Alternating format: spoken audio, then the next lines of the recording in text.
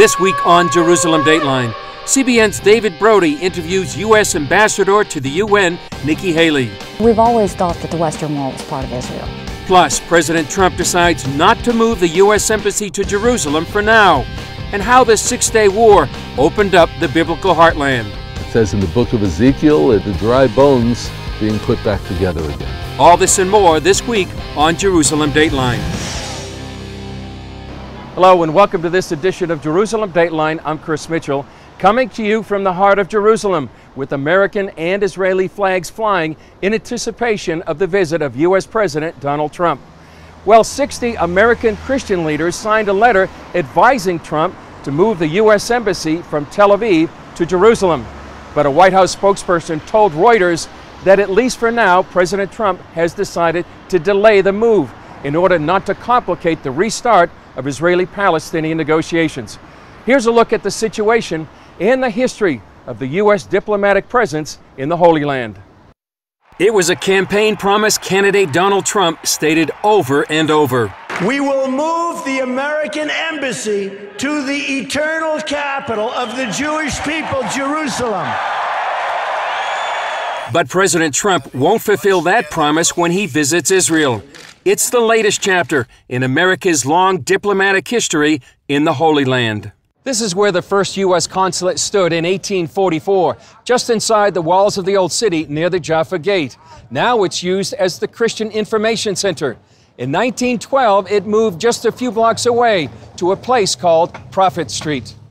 Then it moved to this location where the U.S. representative to the Palestinian Authority now sits.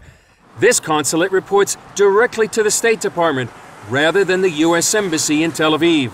About a 10-minute drive away stands a U.S. government building that provides consular services for U.S. citizens. All of this while the embassy sits in Tel Aviv. After the White House announcement not to move the embassy now, the question remains, will it ever relocate to Jerusalem? We actually met with Senator John Kyle up on Capitol Hill one day, and we gauged that he was serious and that moving the embassy was an issue that he wanted to do on principle. It wasn't politics, it was principle, and he asked us to draft a bill. More than 20 years ago, David Parsons of the International Christian Embassy Jerusalem, the ICEJ, helped draft the 1995 Jerusalem Embassy Act. As the bill went through the sausage grinder of Congress, it changed. They added this presidential waiver authority, which it was intended to gut the bill. It said every 6 months the president can suspend this bill if he certifies it's in U.S. national security interest. It's fear that has kept us out. For more than 20 years, successive presidents have signed that waiver, and the current one expires June 1st. In addition to national security, another reason given for invoking the waiver is that the U.S. is supposed to be an honest broker. How would you address the concern or criticism that some people would have? If you do this, you're going to undermine the quote-unquote peace process, and you'll be undermining this ability to have a negotiated deal. I think that at least putting our embassy in West Jerusalem would actually strengthen the peace process. It would give Israel confidence that its ally America is behind it. And I think the longer that the nations wait to do this, the bigger and bigger the question of Jerusalem becomes. Parsons says Jerusalem seems to be on a 50-year cycle of favor. But when you look at, not only the last 50 years when the city was reunified in 1967, in 100 years ago when Allenby, the British general, marched into the city, liberated from the Ottoman Turks, just as the British government was committing to build a Jewish state here. Even 150 years ago, 1867, General Warren discovered the old city, the original city of David, south of the Temple Mount. And each of these things, every 50 years, something happening in Jerusalem to really free it and release it into its prophetic purposes. Israeli leaders hope that one day it includes relocating the embassy. Israel reunited Jerusalem 50 years ago in 1967, but the connection of the Jewish people to Jerusalem spiritually goes back 2,000 years. Our claim, our presence in Jerusalem has been here for decades. Jews have been streaming back to their ancient capital for years. And the movement of the embassy from Tel Aviv to Jerusalem is an American recognition of the special ties of Jerusalem to the Jewish people. It may be symbolic, but it goes to the core of the identity of Israel. I think the U.S. moving the embassy to Jerusalem is the right thing to do. It's way overdue. And of course, it would be a blessing to the U.S.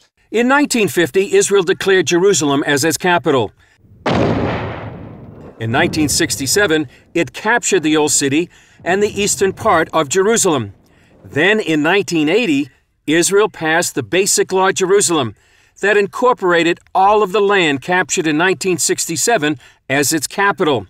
That's when most embassies left Jerusalem for Tel Aviv, and the ICEJ moved in. To represent Christians from all over the world who want to stand in solidarity with Israel, help secure it, and help it reach its destiny, and also want to stand in solidarity with their claim and connection to Jerusalem. And whether or not the U.S. Embassy eventually moves to Jerusalem, Parsons sees a glorious future for the city. This is where that promised Son of David, the Messiah, will rule and reign over a world in peace and righteousness. And of course, we're Christians. We believe that's Jesus. But I think a house of prayer for all people, that exalted throne of the Messiah during the Messianic age, this is Israel's ultimate destiny. On the eve of President Trump's visit to the Middle East, there's a sharp drop in the number of Jewish Israelis who believe the president is pro-Israel. Before he took office, nearly 80% of those surveyed believe Trump supports Israel. That number has dropped to 56% in the Smith poll taken for the Jerusalem Post. During the time between surveys, the president has welcomed Palestinian leader Mahmoud Abbas to the White House. He's also suggested that Israel stop building in biblical Judea and Samaria, and announced he won't move the U.S. Embassy from Tel Aviv to Jerusalem, at least for now. One voice in the administration getting high marks for defending Israel is the U.S. Ambassador to the UN, Nikki Haley. CBN's David Brody sat down with Haley and discussed issues like moving the U.S. Embassy and whether or not the Western Wall is part of Israel. That was a promise, if you will, that he did say on the campaign trail that he wanted to do. And maybe his heart does, but there's politics involved too here, and a lot more than that. So, right. You know, I mean, obviously, I believe that, the capital should be Jerusalem and the embassy should be moved to Jerusalem, because if you look at all of their government is in Jerusalem. So much of what goes on is in Jerusalem. And I think that we have to, see that for what it is. I think the tricky part is where the Palestinians come in on this and where the Israelis come in on this. We know the Israelis don't want to give on Jerusalem at all. And we have to see how strong the Palestinians stand on that. But I think that's your touchy part, is Jerusalem even on the table? I don't know that it is. And, we may stop just with that talking point, but we'll have to wait and see. I don't know what the policy of the administration is, but I believe the Western Wall is part of Israel. And I think that that's how, we've always seen it, and that's how we should pursue it. I'm not real sure what happened with that issue, but I know that they're trying to fix that and get that taken care of. But, we've always thought that the Western Wall was part of Israel. Up next, hear the sights and sounds of prophecy in action. It says that the sounds of children playing in the streets will be heard once again. So you hear it, you see it. Welcome back to Jerusalem Dateline. Israel and the world are wondering what kind of peace plan President Trump has in mind. Previous plans including Israel turning over land gained in the 1967 Six-Day War in exchange for peace.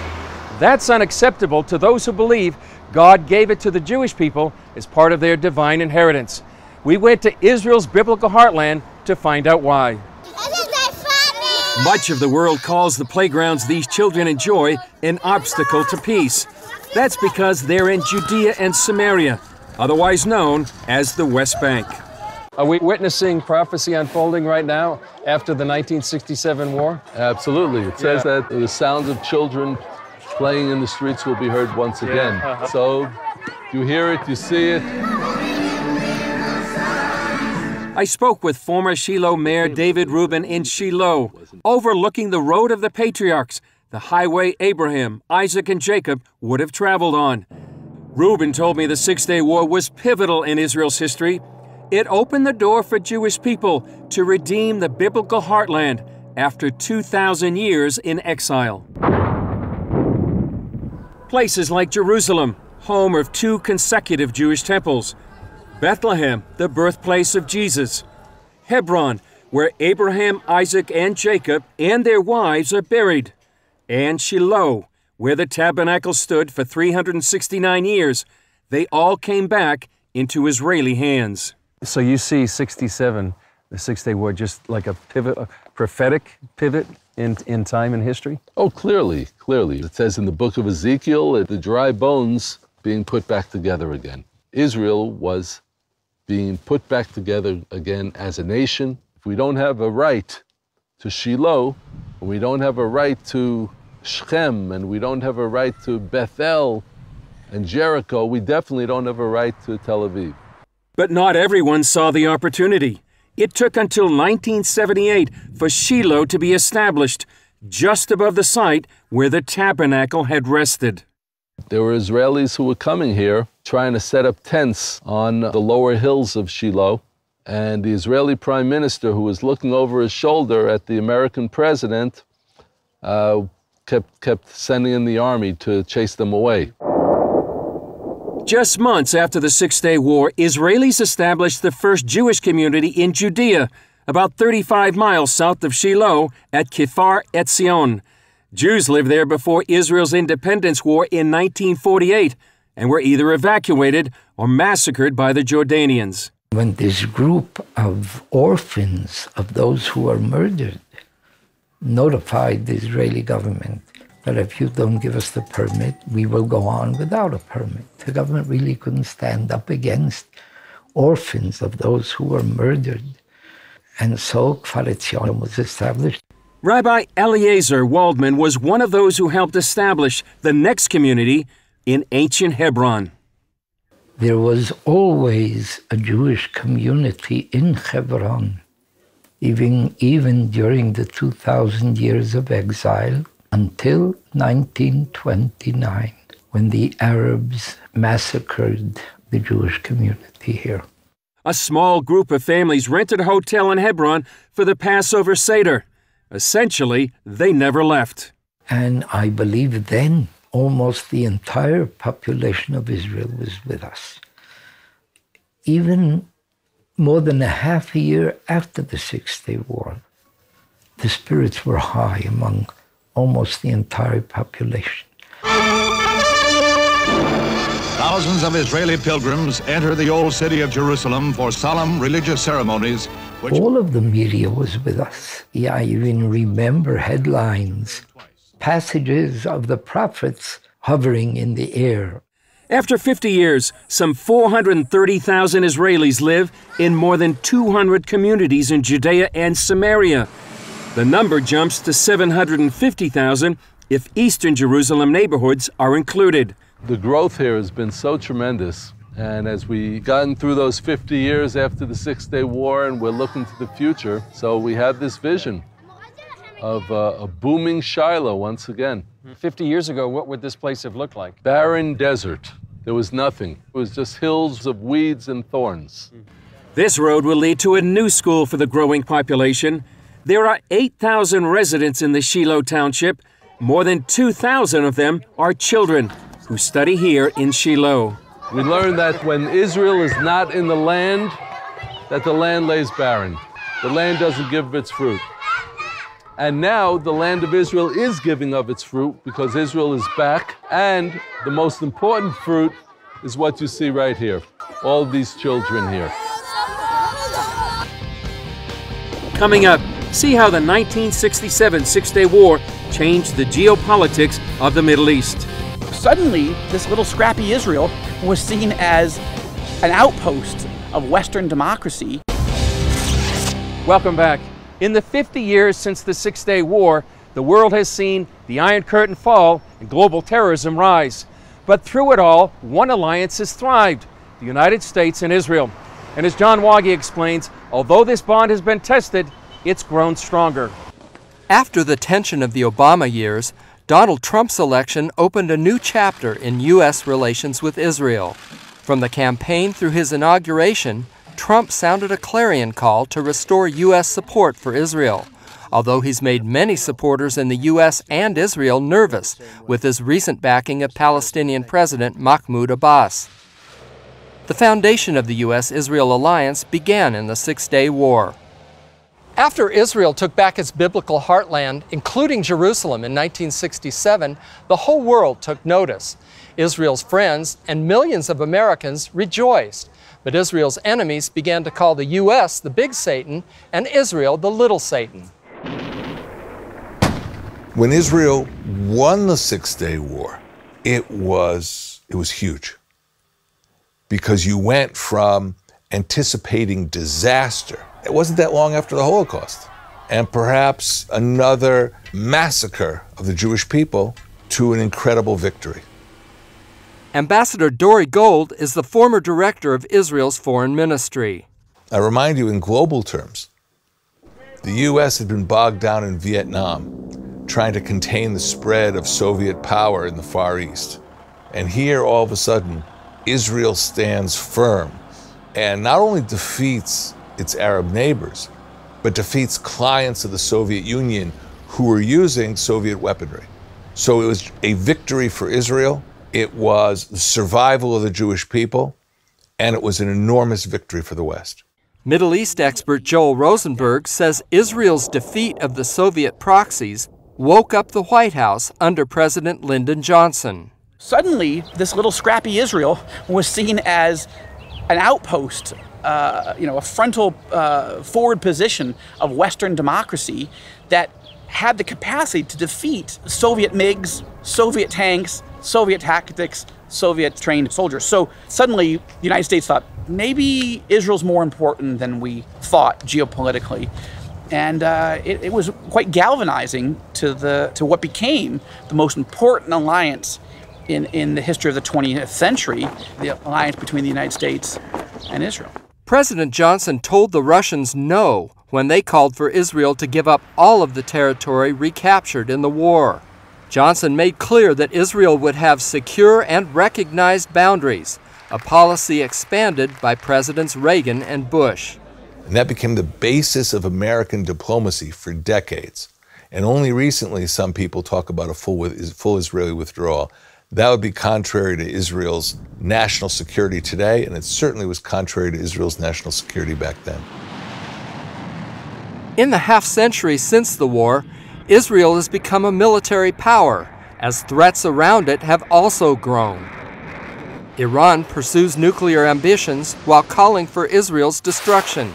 Its terror arm in Lebanon, Hezbollah, has more than 100,000 missiles poised on Israel's north. And the old bear, Russia, is back in the region, looking for a foothold. Gold warns Iran's ties to nuclear North Korea and the Mexican drug cartels put the threat on the U.S. doorstep. The entire Iranian ballistic missile program, to a large extent, is connected with North Korea's ballistic missile program. Both of us have an interest in making sure that the proliferation of ballistic missiles to rogue states be stopped. As Europe becomes more Muslim, the whole idea of Western civilization is shifting. Rosenberg believes the changes could mean more fulfillment of Bible prophecy in the Middle East. One of the worst-case scenarios for Israel is if Russia and/or Iran end up controlling what's left of Syria as it continues to implode. If it's Iran, you'll have an apocalyptic, genocidal Shia theocracy just over the border. If the Russians ask the Iranians to leave, you still have Russia, a nuclear-armed power, right on Israel's border. And according to Bible prophecy, particularly Ezekiel 38 and 39, we know Russia and Iran will form an alliance together against Israel and will come against Israel from the north in the end times. I'm not saying we're there yet, but the trend lines continue to be consistent with the preparation for those Gog and Magog prophecies. John Waggy, CBN News, Jerusalem. Up next, a look at CBN's new docudrama, In Our Hands, The Battle for Jerusalem. Welcome back. To commemorate the Six-Day War and the 50th anniversary of the reunification of Jerusalem, CBN has produced a new docudrama called In Our Hands, The Battle for Jerusalem. On May 23rd, there'll be a one-day Fathom event in theaters around the country. For more information, you can go to inourhands1967.com. Here's a look at the trailer. The time has come to begin a battle of annihilation. Our goal is clear: To wipe Israel off the map. we shall destroy Israel and its inhabitants. I just started this job 10 months ago. Now you want me to plan an entire war in 2 days? Yes. Take the old city and be done with it. We should go in now. And what is your great strategy for that? To be right here, Mota, and not to go in. History will never forgive you.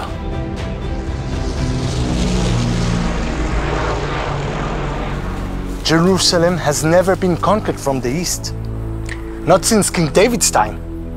So it will be the second time. And the last one.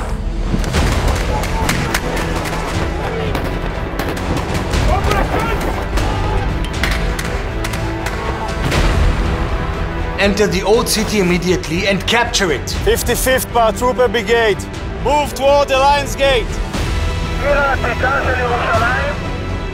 It was a merciless battle, but you didn't complain. For you, it was enough to drive forward and to conquer. Jerusalem is yours, forever.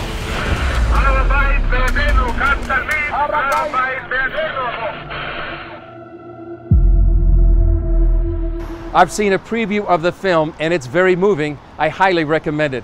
Remember, there's a one-day Fathom event on May 23rd in theaters around the country. For more information about where those theaters are and how to buy tickets for your family, group, or your church, you can go to inourhands1967.com. Well, that's it for this edition. Thanks for joining us. Remember, you can follow us throughout the week on Facebook, Twitter, Instagram, or YouTube. I'm Chris Mitchell. We'll see you next time on Jerusalem Dateline.